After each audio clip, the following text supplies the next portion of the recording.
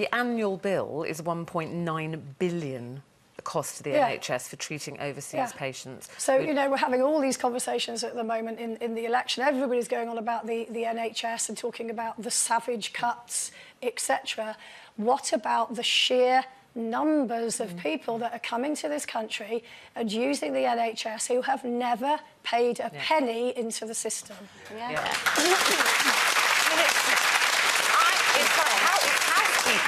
It's housekeeping. So we have a certain amount of money and we can't afford to treat everybody. However much we feel sorry for people that maybe live in countries where they don't get the same excellent treatment that we possibly have here on the NHS. You just physically can't afford to pay let for people everybody. in. But then what about if we turn up and you didn't have ID? I mean, is this going to turn into ID cards? You're going to have to carry ID cards all the time. Well, they're saying, is it passports at the moment, aren't they? Which I totally agree with your point, and I do think it's a good idea, but then my only worry about it is, like you've just said, there's lots of people, especially the elderly, like my mother-in-law, for instance, hasn't got a passport. She did have a passport when she was younger, but didn't feel the need to renew it. You know, she's 90 now, you know, so she hasn't got a passport, she hasn't got a driving licence, so she hasn't actually got anything with photo ID on. So for people like that, it might become... I think they can take at the moment, they can take utilities bill or something. It doesn't have to be photo ID at the moment. But only if the individual hospital, like the finance department, administers common sense. And as we always know, in matters of authorities, not everybody, you know, implements common sense. But you know, I just say if you go and check into a hotel, and we've all been on holiday at one time or another, the first thing they say to you is, I want to see your passport, so you can't escape without paying your bill.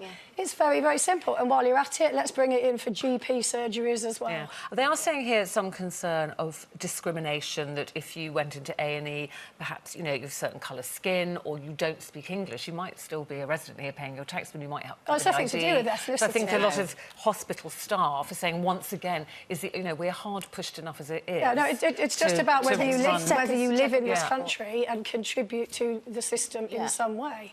But, you know, it's kind of who's checking.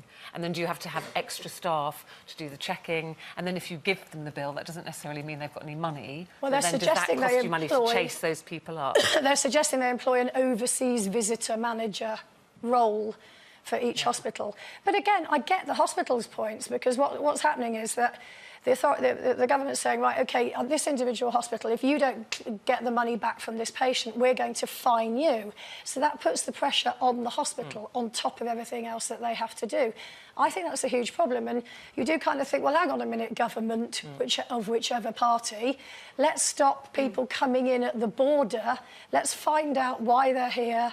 Do they have a medical problem that they are bringing into this country to be treated for nothing? Saying...